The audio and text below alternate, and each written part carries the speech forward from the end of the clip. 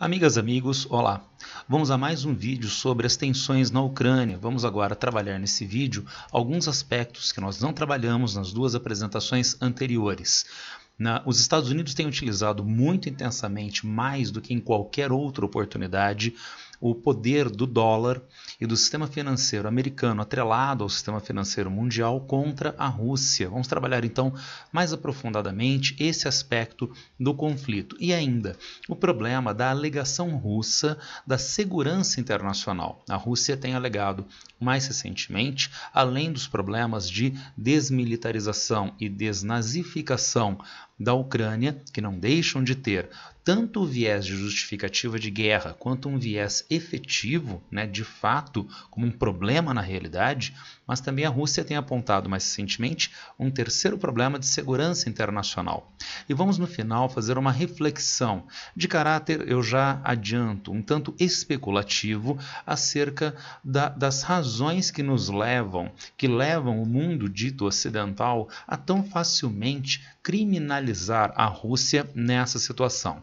Então vamos dar uma olhadinha a partir de agora nestes aspectos: tensões na Ucrânia, aspectos financeiros, ideológicos e de segurança internacional. Vamos começar com os aspectos financeiros, então com a chamada bomba dólar. Para nós entendermos como os Estados Unidos têm capacidade de atuar no cenário internacional mundial, coagindo países adversários, países considerados inimigos, através do dólar e do seu sistema financeiro, nós precisamos voltar um pouquinho no tempo. Voltar um pouquinho para o pós-Segunda Guerra Mundial. No finalzinho da Segunda Guerra Mundial, em 1944, é reorganizado o sistema financeiro internacional mundial na Convenção de Bretton Woods, o que terá validade significativamente à época para o bloco capitalista.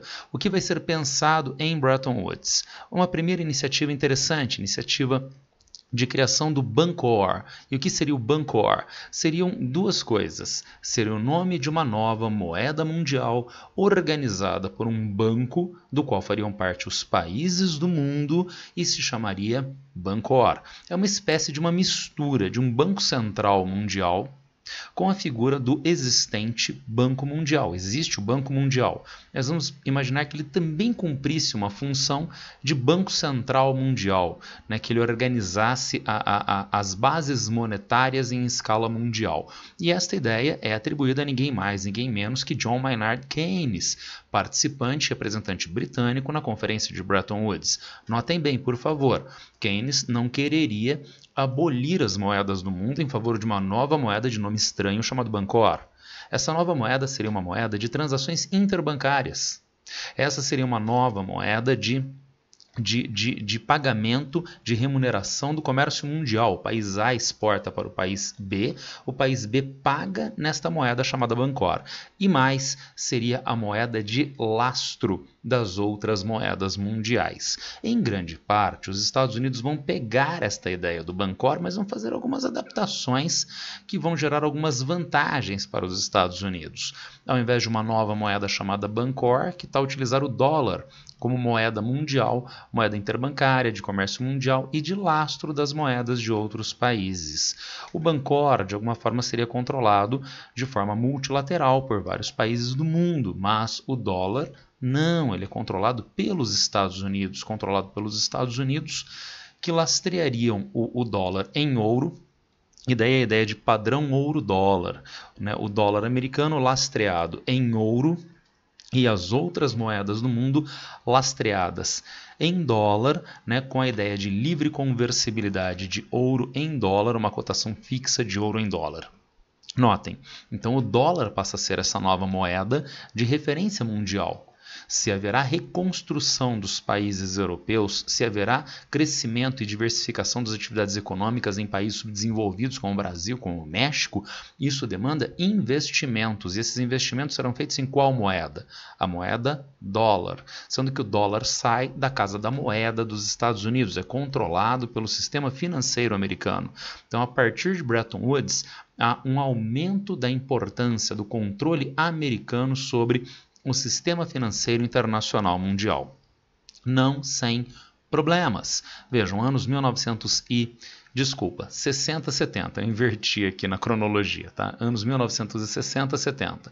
Os Estados Unidos têm crescentes gastos públicos. Esses gastos públicos estão relacionados com necessidades geopolíticas. É a corrida armamentista, é a corrida espacial, são os gastos militares para a sustentação de tropas americanas da OTAN na Europa Ocidental, além da guerra do Vietnã, tá certo? Agora, todos esses gastos estão gerando uma política monetária expansionista. Colocando de uma maneira vulgar, né, os Estados Unidos estão colocando mais dólares na economia mundial, maior oferta de uma mercadoria chamada dólar. Então essa mercadoria diminui de preço, aumento da inflação. Mas os Estados Unidos estão ofertando quantidades em dólar muito acima das possibilidades de manutenção da livre conversibilidade com o ouro, do lastro em ouro de 1944.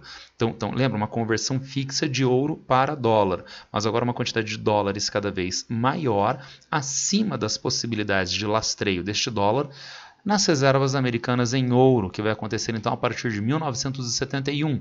Fim da cotação fixa dólar-ouro. Os Estados Unidos, então, vão desvalorizar o dólar com o aumento das emissões de dólar. E se já havia um problema inflacionário instalado, agora esse problema vai se tornar ainda pior. Consequentemente, outras moedas do mundo que estavam atreladas ao dólar vão buscar um desacoplamento, em especial na Comunidade Econômica Europeia, o que se denominava, à época, né, a gente ainda não tinha o euro, não é? Se denominava a zona do marco, a moeda da Alemanha Ocidental, e também o iene japonês, tá certo? Isto até os anos 1970, porque no finalzinho dessa década, em 1979, nós temos este simpático mocinho aqui, Paul Volcker, né, presidente do Banco Central dos Estados Unidos, implementando uma série de medidas que vão reverter esse quadro econômico e também em termos políticos internacionais mundiais. É a hora a partir da qual os Estados Unidos estão colocando novamente as mãos nas rédeas da economia internacional e da política no bloco capitalista nessa que seria a última década de Guerra Fria. Aumento unilateral dos juros nos Estados Unidos e políticas monetárias contracionistas para reverter o quadro e com uma tendência de fortalecimento do dólar. Agora vejam as consequências. Se há uma tendência de aumento das taxas de juros, as instituições financeiras americanas, que emprestaram dinheiro principalmente para o mundo pobre e subdesenvolvido a partir dos anos 1950, 60, serão agora remuneradas, essas instituições serão remuneradas no pagamento da dívida externa dos países pobres e subdesenvolvidos em muito maior quantidade de recursos. Então, há uma diminuição da base monetária nos Estados Unidos. Faltarão dólares nos Estados Unidos? Não, porque dólares serão egressos do Brasil, da América Latina, da África, da Ásia e Oceania em direção aos Estados Unidos. E ainda mais, com o aumento das taxas de juros, há uma tendência, então, de redução da atividade econômica em várias outras partes do mundo, como, por exemplo, no Japão e até mesmo na Europa Ocidental. Os Estados Unidos estão, com isto, redisciplinando economicamente o cenário internacional mundial, insisto, na última década na qual ainda há o bloco capitalista. E vejam, e se houver alguém que se houver algum país que se contraponha a este processo? Ora, os Estados Unidos vão aumentar a sua agressividade política junto à área de influência. É na década de 1980 que acontece um ataque aéreo dos Estados Unidos à Líbia, a sua capital Trípoli, né, sob a alegação de que Muammar Gaddafi patrocinava terrorismo internacional, blá blá blá blá, né? Então sempre uma desculpa, né, sempre um motivo que é mais ou menos inventado com vistas a sinalizar essa disciplina que os Estados Unidos estão implementando a partir dos anos 1980. Então vejam, desde o final da Segunda Guerra Mundial, os Estados Unidos têm um controle, um sobrecontrole sobre o sistema financeiro internacional mundial, aos trancos e barrancos mantido até o final da Guerra Fria. E é nesse contexto que a gente pode introduzir o hoje bastante conhecido, ou pelo menos mais conhecido, sistema SWIFT.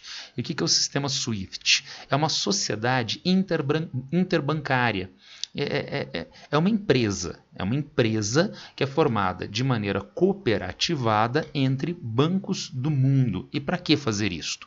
Para substituir, no início dos anos 1970, o velho sistema Telex de pagamento interbancário, fazendo conexão entre bancos de sistemas financeiros de diferentes países.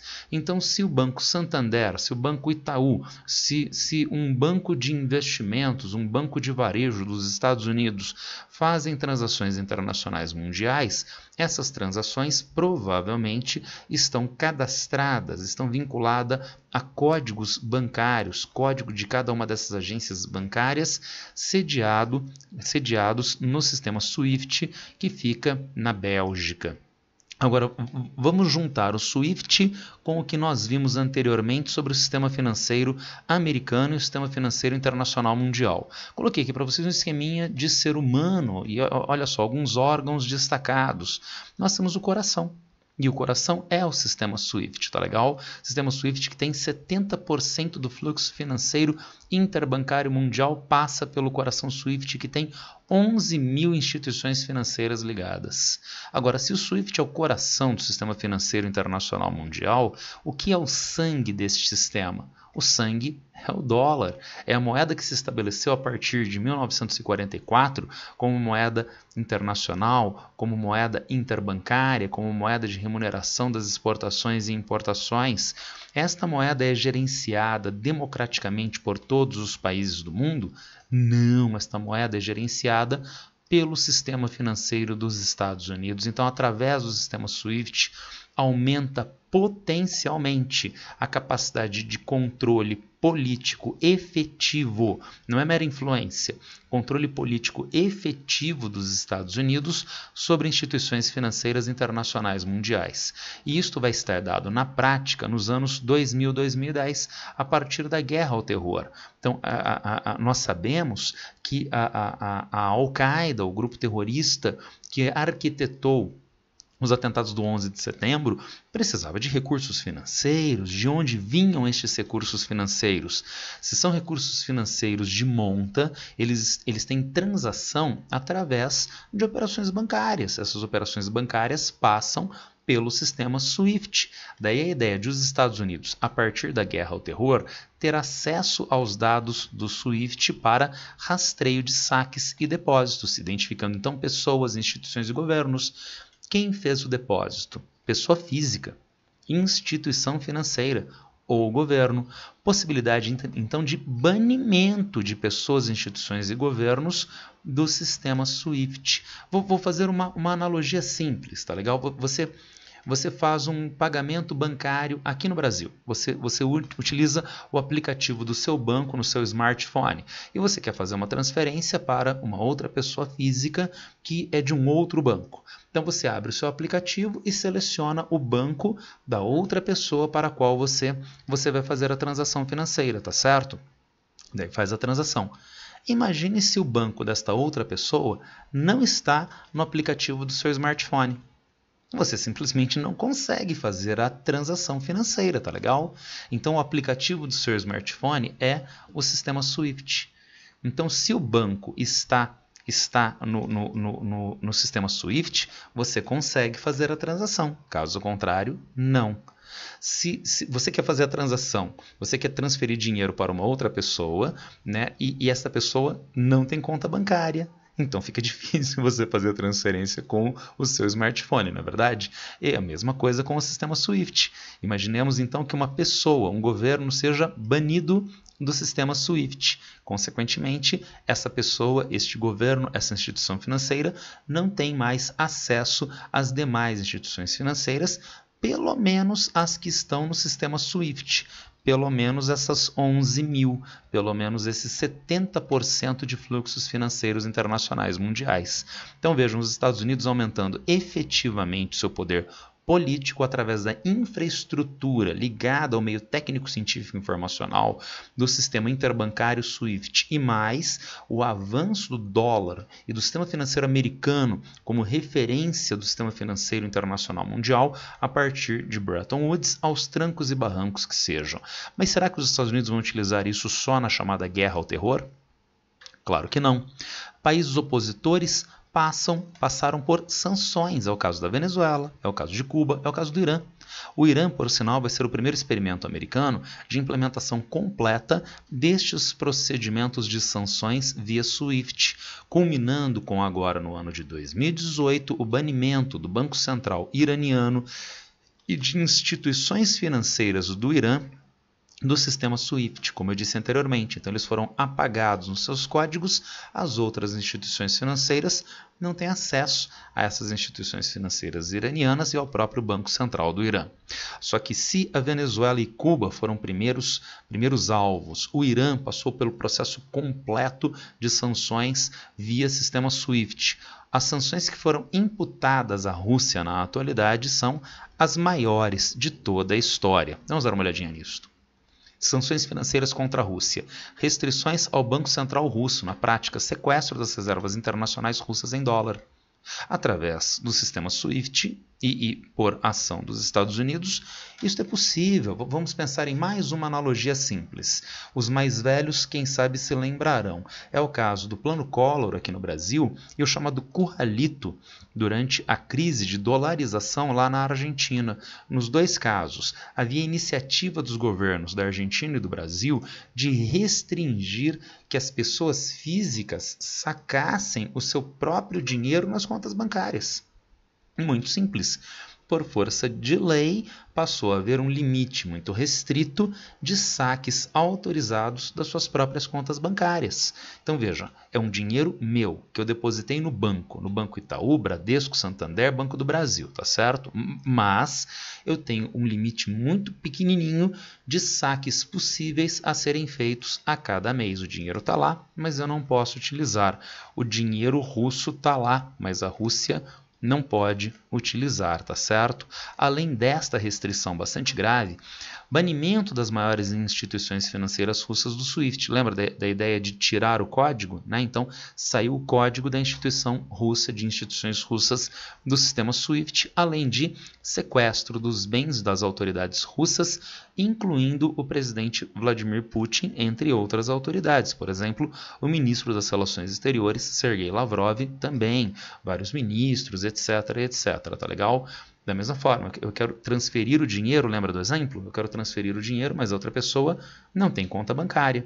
Apagou a conta bancária do Vladimir Putin em dólar fora do sistema financeiro da Rússia. São as sanções mais graves que já foram imputadas contra um país desde que o dólar se tornou referência mundial, Bretton Woods, desde que os Estados Unidos, anos 2000, passaram a ter maior influência ou controle sobre o sistema SWIFT.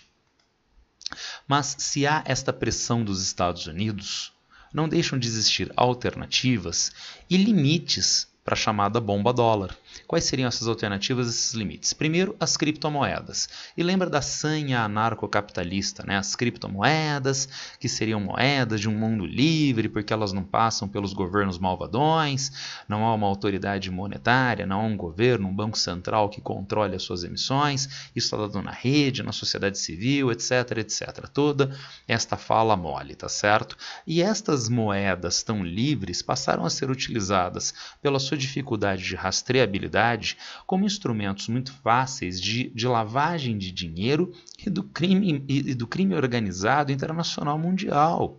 Então veja, moedas de um mundo livre utilizadas pelo crime organizado, mas não apenas. Então, como um país pode se furtar as restrições do sistema SWIFT? Através das atividades comerciais, através de financiamento, que seja feito com criptomoedas, justamente porque elas não passam por uma autoridade monetária. As criptomoedas, Bitcoin, por exemplo, a mais conhecida, ela passa pelo Banco Central dos Estados Unidos, a Reserva Federal, Federal Reserve?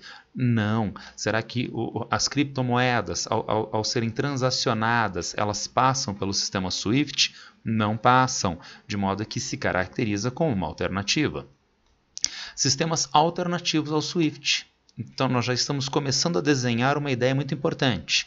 Há um poder muito grande dos Estados Unidos a partir de Bretton Woods associado ao seu controle do sistema SWIFT. Isso sinaliza para qualquer potência mundial que ela fica vulnerável frente às demandas dos Estados Unidos. Então o que Reino Unido, França e Alemanha fizeram nos anos 1990, se não me engano, o Instex, é um SWIFT destes 3 países, de instituição financeira desses 3 países. A própria Rússia, mais recentemente, criou seu próprio sistema de pagamento bancário, que não envolve uma grande quantidade de países, envolve o sistema financeiro russo, né, da Bielorrússia, do Cazaquistão, se eu não me engano, né, envolve países principalmente da Ásia Central, né, dentro da esfera de influência da Rússia. E a China também criou o seu CIPS, o seu próprio sistema de pagamento monetário. Falando da China, veja, transações internacionais em moeda regional. Como é que a China e a Rússia estão fazendo comércio mundial desde meados dos anos 2010, hein? O Brasil exporta soja para a China e o Brasil é remunerado em dólar. O Brasil compra smartphone da China e o Brasil remunera a China em dólar. Mas China e Rússia começaram crescentemente a fazer atividade comercial nas suas próprias moedas, preferencialmente o renminbi, que aqui no Brasil, aqui no Ocidente, a gente costuma chamar de yuan, renminbi ou yuan. E, portanto, é uma alternativa que a China e também a Rússia e vários outros países, relação comercial Índia, Rússia também, começaram a fazer em relação a essa hegemonia do dólar. Ainda em relação à China, lançamento do i-renminbi, o renminbi digital. Atenção, não é Bitcoin, tá? Não é criptomoeda. Porque, quer dizer, é uma criptomoeda, mas não como Bitcoin. É uma moeda eletrônica, tá legal? E por quê? Porque o Bitcoin não tem uma autoridade monetária, não tem um banco central que controle. Mas o renminbi digital tem, é o banco central chinês que controla, mas ele reforça o sistema CIPS, colocando, portanto, este cenário econômico, né, apartado do cenário do dólar e do sistema SWIFT. São, portanto, limites, são alternativas à chamada bomba dólar, egressa do sistema de Bretton Woods e do controle americano sobre o sistema interbancário SWIFT. Isso finalmente aponta para um último limite da bomba dólar. Limite: quanto mais os Estados Unidos abusam do poder político do dólar, quanto mais alternativas as demais potências vão criar, como todas essas, possibilidade do fim da hegemonia do dólar. E, portanto, isto que nós apresentamos até o momento no vídeo não se traduz necessariamente numa fortaleza dólar, mas talvez se caracterize como um último respiro de uma hegemonia do dólar que começou lá depois da Segunda Guerra Mundial, ganhou mais força a partir dos anos 1980 e dos anos 2000, mas, dado este poderio, há uma revanche do sistema internacional mundial de vários outros países e potências que conseguem, então, na atualidade, apontar para limites e fraturas dessa chamada bomba dólar. Tudo bem? Vamos então para o nosso segundo tema. Vamos para a segurança internacional, tá certo? Então vejam, a alegação russa de justificação da guerra, segurança internacional, manutenção da ordem mundial ou estabilidade do sistema interestatal. Diz a Rússia que ela busca a noção de segurança internacional como una e indivisível. Normalmente nós trabalhamos com este conceito de unidade e indivisibilidade no sistema internacional pensando no conceito de soberania. A soberania é una e indivisível, né? Então, o Brasil tem soberania sobre o território nacional. Quem mais tem? Ninguém tem mais soberania sobre o território nacional além do Estado brasileiro. Ela é una e indivisível, tudo bem? A Rússia sugere a ideia de indivisibilidade, caráter único para a segurança internacional mundial. E, portanto, vejam, não é a segurança da Rússia, não é a segurança dos Estados Unidos, da União Europeia ou do Brasil, de um país semiperiférico, é a segurança de todo o sistema internacional mundial. Bom, se vocês estiverem pensando, isso é uma loucura, né? O Putin está inventando justificativas. Não é tão louco assim. é o próprio funcionamento do Conselho de Segurança das Nações Unidas, em especial com o seu desenho do chamado P5, né, os 5 membros permanentes com direito de veto. Lembrem-se, todas as decisões são aprovadas pelo Conselho de Segurança da ONU através de maioria de 9 votos. Se tiver 8, 7, 2, não aprovou, tá legal? Maioria de 9 votos entre os 15 membros do Conselho, sem haver veto de qualquer dos 5 membros permanentes, que são os vencedores da Segunda Guerra Mundial: Estados Unidos, União Soviética, hoje Rússia, França, Reino Unido e China. Então, trata-se de um desenho político institucional que respeita de forma isonômica os diferentes países do mundo? A resposta é claro que não. É um desenho altamente assimétrico, mas é um desenho que garante um ambiente, um fórum de resolução não violenta dos conflitos para esses 5 países membros permanentes do Conselho de Segurança das Nações Unidas. Então, isto é um exemplo de iniciativa de segurança internacional mundial. Segurança para quem? Para a França? Segurança para a China, que são 2 dos membros permanentes do Conselho de Segurança da ONU? Não, para os 5 países. Mas esses países são as maiores potências mundiais depois da Segunda Guerra Mundial. E, portanto, a segurança mundial está relacionada à estabilidade destes países. E, portanto, a ideia russa não é tão estapafúrdia assim, tá legal? Vamos dar mais um exemplo disso, um desdobramento do Conselho de Segurança e do P5, o Tratado de Não Proliferação de Armas Nucleares, aprovado em 1968. Armas de destruição em massa nucleares. Atenção! O TNP não tem nenhum problema com um submarino nuclear, tudo bem? Com um reator nuclear que faça a propulsão de uma embarcação de guerra, não tem problema nenhum. O problema do TNP é com armas de destruição em massa nucleares, bomba atômica e bomba de hidrogênio, tá certo? E quais seriam duas iniciativas relacionadas com o TNP? Ora, banimento das armas nucleares, inclusive das chamadas potências nucleares. Isso ele não consegue fazer muito bem não, tá? E a segunda iniciativa importante é: quem não tem, não venha a ter. Então, quem ingressa no TNP, no Tratado de Não Proliferação, acorda com o TNP visitas periódicas de técnicos da Agência Internacional de Energia Nuclear nas instalações nucleares do país, para que esses técnicos atestem à comunidade internacional que essas instalações não estão sendo utilizadas para a produção de armas nucleares. O Brasil é signatário do TNP. Periodicamente, os técnicos da ONU fazem visitas em Angra 1, Angra 2, fazem visitas na nossa fábrica de enriquecimento de urânio e atestam à comunidade internacional que o Brasil não está produzindo armas de destruição em massa nucleares, tá certo? Agora, quem já tem estas armas, então já tem, né?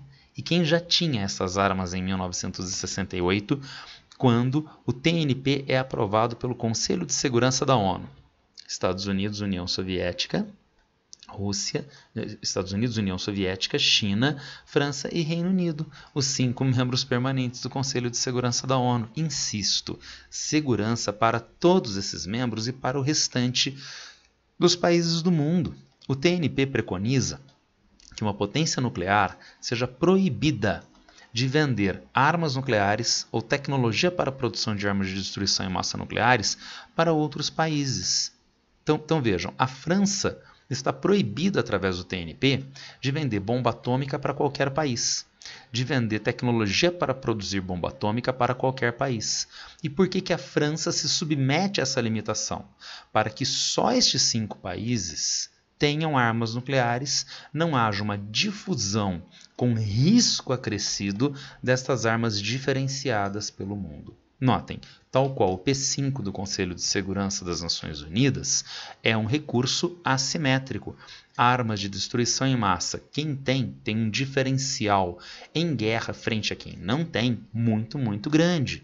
Agora, vamos pensar, é assimétrico, é injusto, é errado?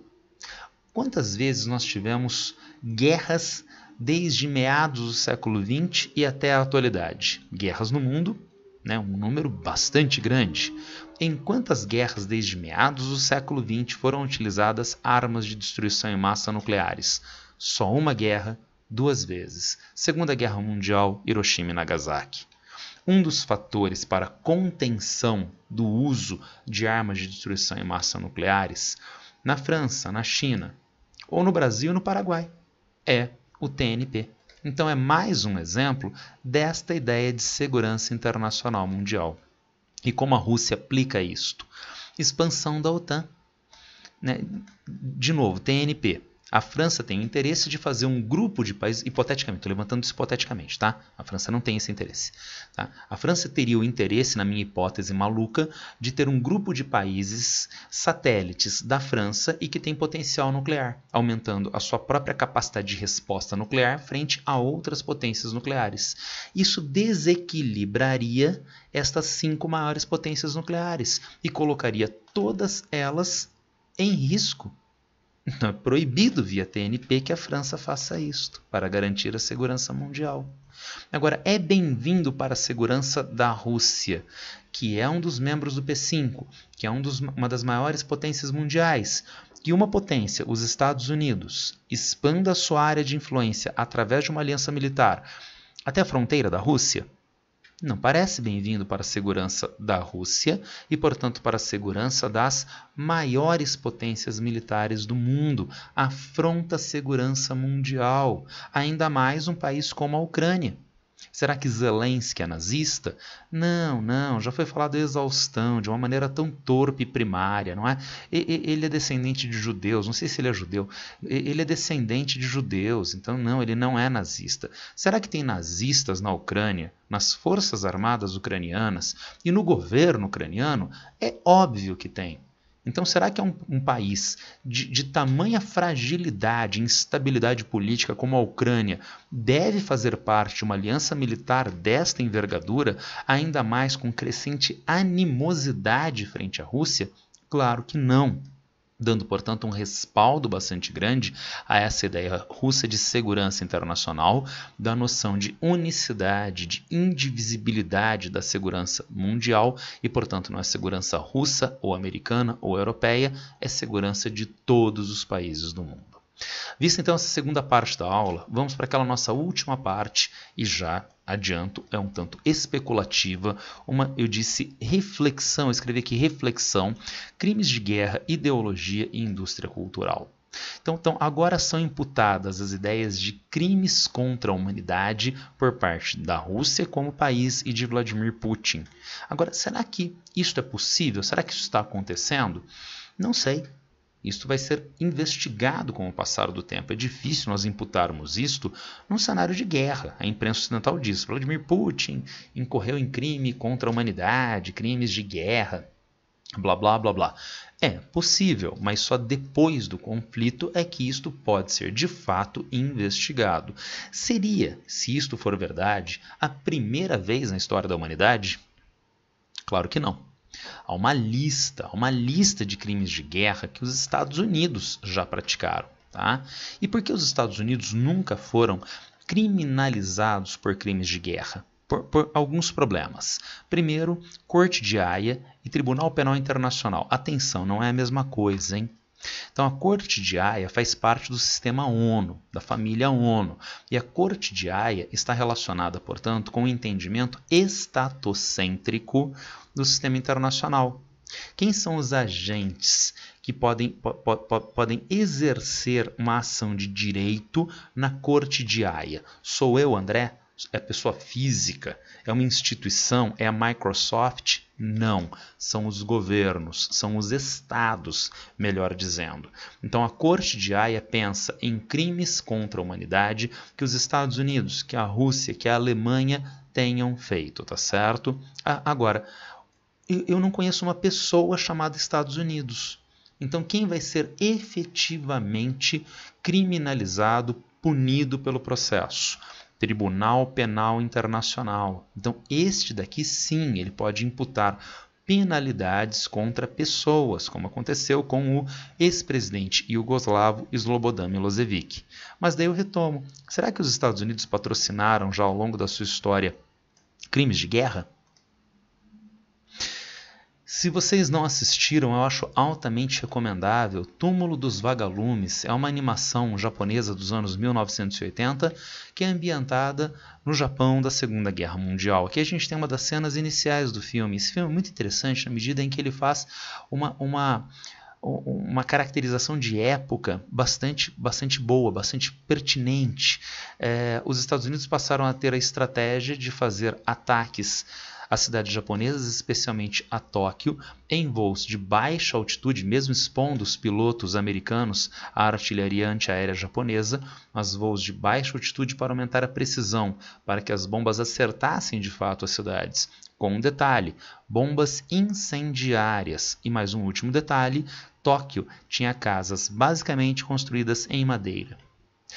Tratava-se de uma iniciativa muito clara de imputação de um sofrimento extremo à população civil japonesa no desenrolar da Segunda Guerra Mundial. Muito obviamente o que seria caracterizável como crime de guerra.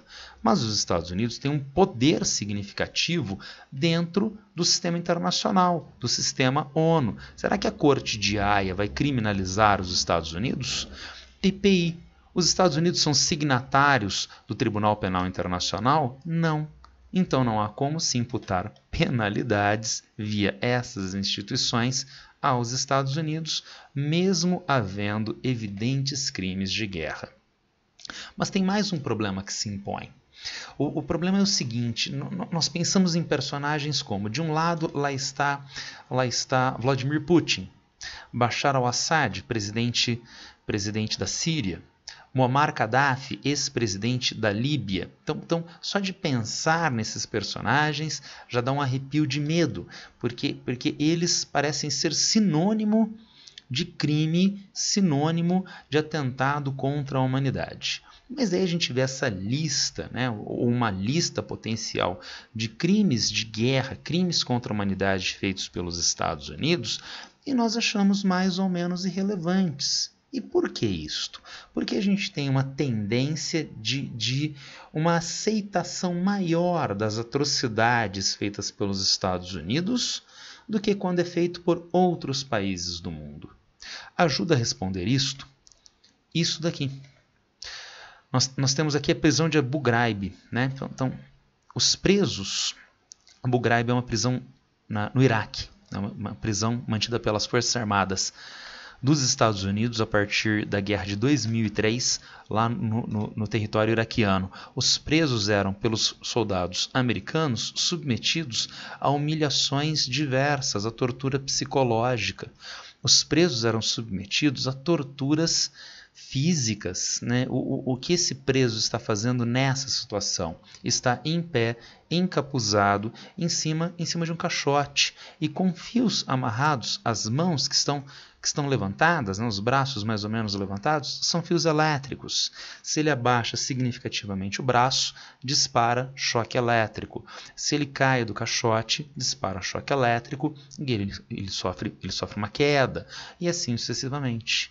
Agora vejam, tudo isso nos foi mostrado pela imprensa. Tudo isso nos foi mostrado pela academia, por textos acadêmicos, por artigos, por papers.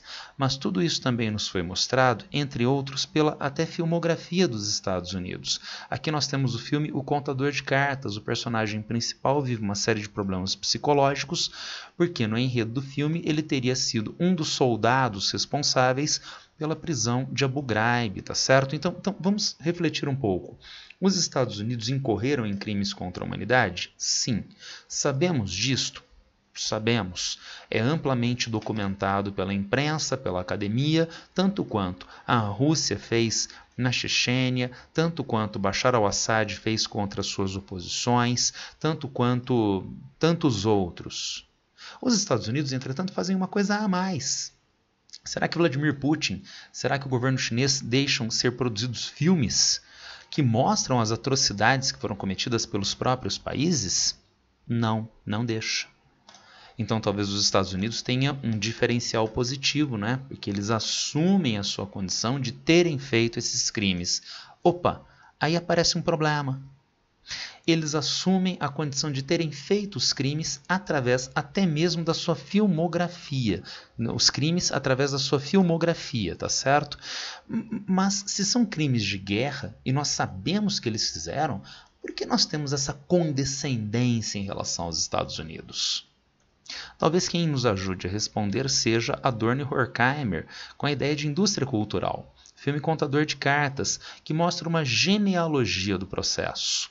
Há uma causa, as coisas não acontecem ao acaso, negação de uma metafísica vulgar. O que é Vladimir Putin diante de crimes de guerra? Ele é louco. Então ele comete os crimes por uma índole má, quem sabe, tá certo? Agora, será que é o caso deste personagem? Não. Há uma genealogia. Então há um motivo para que haja aqueles crimes. Isso é passado de maneira fugida através do enredo do filme. Isso é passado de maneira fugida através de todos os filmes que mostram em diferentes gêneros, drama, filme de guerra, comédia, o mesmo tema da tortura, o mesmo tema dos crimes de guerra.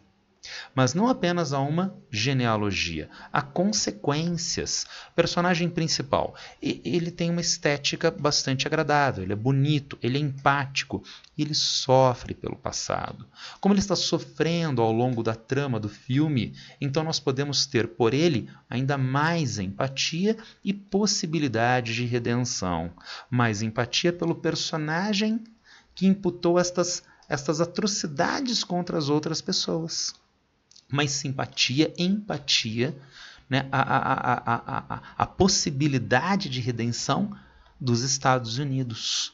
E, portanto, fazer filmes que mostram essas atrocidades, fazer esses filmes não é assumir culpa, é criar um dispositivo através da indústria cultural que atenue o entendimento de quão bárbaro, de quão afrontoso à humanidade foram esses crimes por parte de uma potência como os Estados Unidos. E ainda uma última coisa importante. A indústria cultural talvez seja uma das poucas manifestações sociais que pode se criticar, tornando a crítica inócua. Tem a potência para tornar inócua a crítica que ela faz a si ou qualquer outra crítica. Então, quando a crítica, o senso crítico entra na indústria cultural, ele fica esvaziado da sua própria criticidade, na medida em que ele se transforma em uma mercadoria, e a mercadoria não carrega consigo criticidade, ela é zerada em criticidade.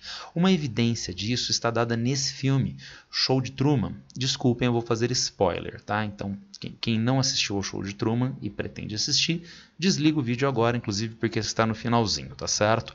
Mas eu adoraria que vocês ouvissem o spoiler e assistissem ao filme, porque é um filme muito bom, independentemente do spoiler, tá certo? Então trata-se de um personagem que, segundo a sinopse do filme, foi o primeiro bebê que foi adotado por uma corporação. E é uma corporação, né, da indústria cultural, é uma corporação cinematográfica, para fazer um reality show. Que reality show? Big Brother número 340? Não. Um novo reality show de um ser humano integralmente. Então câmeras começam a ser colocadas na maternidade, filmando o bebê Truman durante 24 horas, no berço, sendo amamentado, dando os primeiros passos, e o filme começa com ele, se eu não me engano, aos 30 anos de idade, em uma cidade cenográfica, contracenando com atores, vários e vários atores. Ele tem profissão, ele tem esposa, ele tem sonhos, etc, etc. Com um pequeno problema: e ele é o único que não sabe que é um reality show. Para ele é a vida real dele. Todos os outros são atores no estúdio. E por que ele não sai do estúdio? Ora, porque o diretor do programa criou um estratagema psicológico, um medo inconsciente terrível dele por água, fazendo com que ele não consiga sair do estúdio, porque ele vive numa espécie de península, fora uma partezinha bastante segura e inacessível. O resto ele teria que fazer o trajeto para fora da sua cidade, através do mar, e com seu terrível medo por água, ele não consegue sair. Quem não consegue sair da indústria cultural? Cada um de nós.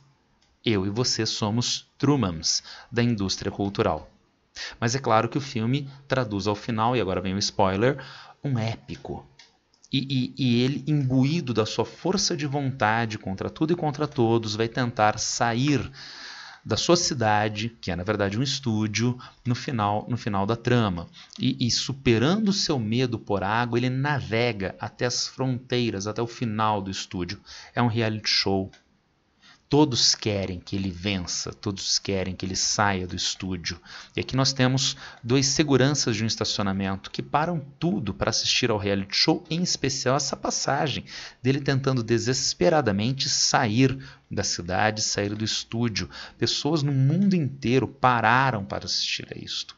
E, spoiler final, ele consegue. Ele sai do estúdio.